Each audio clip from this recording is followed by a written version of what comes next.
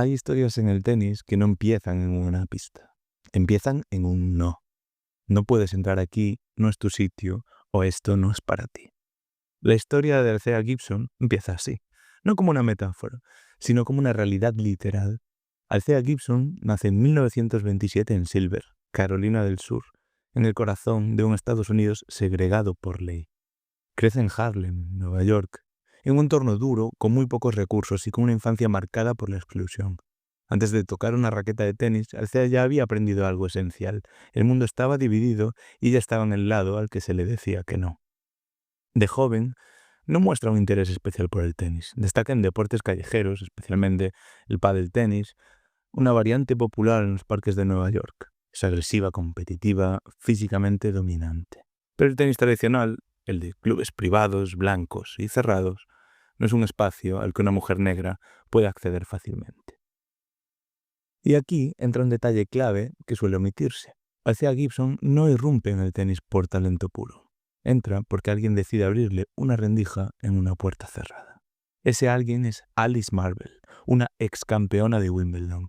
Marble escribe una carta pública en 1950 dirigida a la Federación Estadounidense de Tenis, denunciando que excluir a Gibson por su raza no era solo injusto, sino hipócrita. En esa carta, Marble afirma que Althea merecía una oportunidad no como un favor, sino como un derecho. Y esa carta cambia la historia.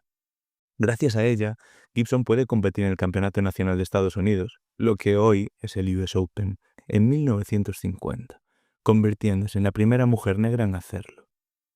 Pero entrar no significa ser aceptada. Althea llega a los torneos y se encuentra con un silencio denso, no insultos abiertos, no siempre, sino algo más frío, indiferencia, aislamiento, miradas que no se cruzan. Muchas jugadoras no hablan con ella, no comparten vestuario, no entrenan juntas. No es un rechazo explícito, es una exclusión constante y agotadora.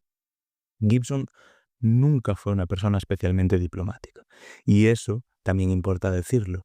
No era una figura diseñada para tranquilizar conciencias. Tenía carácter, respondía con dureza y no siempre buscaba caer bien. Eso, en una mujer negra en los años 50, no se perdonaba. Ella misma lo dijo en entrevistas años después. No estaba ahí para hacer amigos, estaba ahí para jugar al tenis.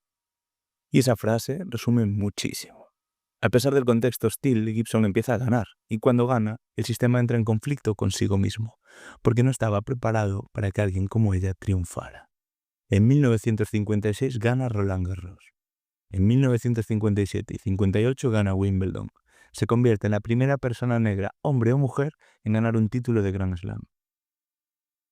No un símbolo, un hecho histórico, y aún así la aceptación es parcial, cuanto menos. Althea entra en los clubes, pero no en todos, duerme en hoteles distintos, es invitada a ceremonias, pero no a conversaciones informales. La victoria no borra el racismo, solo lo hace más incómodo.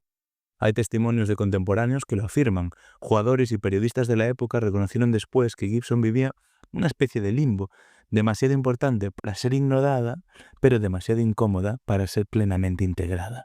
Y ella lo sentía. En su autobiografía, Gibson escribe que el tenis le dio oportunidades, pero nunca le hizo sentir del todo bienvenida, que muchas veces se sentía sola, incluso en los momentos de mayor éxito. No porque no hubiera público, sino porque no había red de apoyo real. Y aquí aparece una de las partes más duras de su historia. Cuando su carrera deportiva empieza a declinar, el tenis, ese mismo sistema por el que había abierto una puerta histórica, no la protege. No hay una estructura para acompañarla, no hay transición, no hay reconocimiento económico proporcional a lo que significó. Gibson intenta reinventarse, juega al golf profesional también como pionera. Trabaja en distintos empleos, pasa por dificultades económicas severas y en sus últimos años vive prácticamente olvidada por el gran público. Esto no es un detalle menor, es central. Althea Gibson cambió el tenis, pero el tenis no supo qué hacer con ella después. Personas cercanas a ella contaron que era orgullosa, que le costaba pedir ayuda, que había aprendido a sobrevivir sola desde muy joven. Ese orgullo fue también una forma de defensa, pero tuvo un coste. Cuando enferma gravemente, son antiguos colegas y personas del tenis quienes organizan colectas para ayudarla a cubrir gastos médicos. No porque el sistema se hiciera cargo, sino porque la historia estaba a punto de repetirse. El olvido. Althea Gibson muere en 2003. Durante años, su nombre aparece en listas de pioneros, en homenajes puntuales, en discursos institucionales incluso, pero durante mucho tiempo no se contó la historia completa. Se prefirió la versión cómoda, la pionera que abrió caminos y ganó títulos. La versión incómoda es otra. Hacia Gibson abrió la puerta sin que nadie le prometiera qué habría detrás. Pagó el precio del aislamiento, del carácter mal interpretado, de ser siempre la primera en un mundo que no había decidido cambiar, sino verse obligado a hacerlo. Ella misma lo dijo con una honestidad brutal en una entrevista tardía. No pedí ser un símbolo, pedí una oportunidad. Y quizá esa frase sea la mejor forma de entender su legado. No fue una heroína diseñada para la historia. Fue una mujer que quiso jugar al tenis en un país que no quería verla ahí. Y ganó. Y aún así tuvo que cargar con las consecuencias. Contar su historia no es un acto de justicia simbólica. Es una forma de recordar que el progreso deportivo no es lineal y que muchas de las puertas que hoy parecen normales se abrieron con empujones, con soledad y con un precio personal enorme. Hacia Gibson no solo cambió el tenis, nos obligó a preguntarnos quién paga el coste del cambio, y esa pregunta sigue siendo incómoda hoy.